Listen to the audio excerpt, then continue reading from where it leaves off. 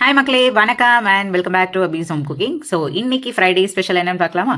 So யூஸ்வலாக வைக்கிற மாதிரி சாம்பார் வைக்காம இன்னைக்கு ஒரு டிஃப்ரெண்ட் ரெசிபி பார்க்கலாம். ஸோ இன்னைக்கு வந்து ஃப்ரைட் ரைஸ் தான் செய்ய போகிறேன், பட் வித் அ ட்விஸ்ட். என்னன்னு பார்க்கலாமா? ஸோ ஃப்ரைட் ரைஸ்க்கு வந்து நான் ஒரு கடாயில் கொஞ்சமாக எண்ணெய் எடுத்திருக்கேன். அந்த எண்ணெயில் ஆல்ரெடி இடிச்சு வச்ச ஒரு 3 to 4 பல் பூண்டு இடிச்சு வச்சது நல்லா ஃப்ரை பண்ணிக்கோங்க. பூண்டு நல்லா ஃப்ரை ஆனதும் ஃபைனாக சாப் பண்ண கேரட், பீன்ஸ், முட்டைக்கோஸ் ஒரு ½ கப் எடுத்து நல்லா ஃப்ரை பண்ணிக்கோங்க. இது கூட ஒரு ஸ்பூன் அளவுக்கு உப்பு ஆட் பண்ணிக்கோங்க. உப்பு ஆட் பண்ணி லைட்டாக வதக்கிட்டு மூடி வச்சு வேக வைங்க.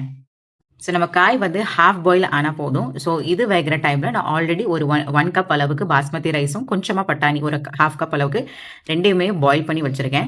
ஸோ நம்ம காய் ஹாஃபாக வெந்ததுக்கப்புறம் நம்ம வந்து எல்லா சாசஸ் தான் ஆட் பண்ணி ஃப்ரை பண்ண போகிறோம். ஸோ நீங்கள் ஃப்ரைட் ரைஸ்க்கு எந்த வெஜிடபிள்ஸ் ஃப்ரைட் ரைஸ்க்கு போட்டுறது நீங்கள் ஆட் ஆன் பண்ணனாலும் பண்ணிக்கலாம். ஸோ நான் இதில் வெறும் 3 தான் எடுத்திருக்கேன். ஸோ நம்ம காய் ஹாஃப் பாயில் ஆனதுக்கப்புறம் சாசஸ் என்னெல்லாம் நான் ஆட் பண்ணியிருக்கேன்னா ஒரு டேபிள் ஸ்பூன் அளவுக்கு red chilli sauce, green chilli sauce, soya sauce இது 3மே ஆட் பண்ணி கொஞ்சம் லைட்டாக நல்லா வதக்கிக்கிட்டேன். வதக்கினதுக்கப்புறம் காரத்துக்கு ஏற்ற மாதிரி நம்ம வந்து ஒரு ஸ்பூன் இல்லை 2 டேபிள் ஸ்பூன் அளவுக்கு சில்லி பவுடர் ஆட் பண்ணணும் அண்ட் 1 ஸ்பூன் அளவுக்கு பெப்பர் பொடி.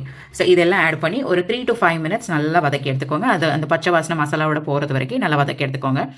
இது நல்லா லைட்டாக கொஞ்சம் வதங்கினதுக்கப்புறம் நம்ம ஆல்ரெடி பாயில் பண்ணி வச்சிருக்க பாஸ்மதி ரைஸ் தான் ஆட் பண்ண போகிறோம். நீங்க நினைக்கலாம், இது என்னடா ரெகுலரா பண்ற மாதிரி தானே ஃப்ரைட் ரைஸ், இதில் என்ன ட்விஸ்ட்ன்னு. ஸோ இதில் ட்விஸ்ட் கண்டிப்பாக இருக்குது ஃபைனலாக. ஸோ நான் வந்து ரைஸ் ஆட் பண்ணிட்டேன். ரைஸ் வந்து நல்லா எல்லா மசாலாலையும் கோட் ஆகுற மாதிரி நல்லா விரவி விட்டுக்கோங்க. அதுக்கப்புறம் இந்த ஃபைனல் ட்விஸ்ட் வந்து மசாலா. இது என்ன மசாலானா சாம்பார் பொடி. ஸோ சாம்பார் பொடி ஒரு 1 இல்லைனா 2 டேபிள் ஸ்பூன் அளவுக்கு நீங்கள் ஆட் பண்ணி லைட்டாக கிளறி விட்டிங்கன்னா நம்மளோட ஃப்ரைட் ரைஸ் ரெடி. இதுதான் ஃபைனல் ட்விஸ்ட்டு, சாம்பார் பொடி ஃப்ரைட் ரைஸ். ஸோ சாம்பார் பொடி ஆட் ஆனதுக்கப்புறம் நல்லா ஒரு விரவிட்டு ஃபைனலாக டச்சப் கார்னிஷ்க்கு கொத்தமல்லி இலை நல்லா ஃபைனாக சாப் பண்ணி கார்னிஷ் பண்ணிங்கன்னா சாம்பார் ஃப்ரைட் ரைஸ் ரெடி ஆயிடுச்சு. ஸோ இந்த ரெசிபி கண்டிப்பாக ட்ரை பண்ணி பாருங்கள், யம்மியாக இருக்கும், சூப்பராக இருந்துச்சு.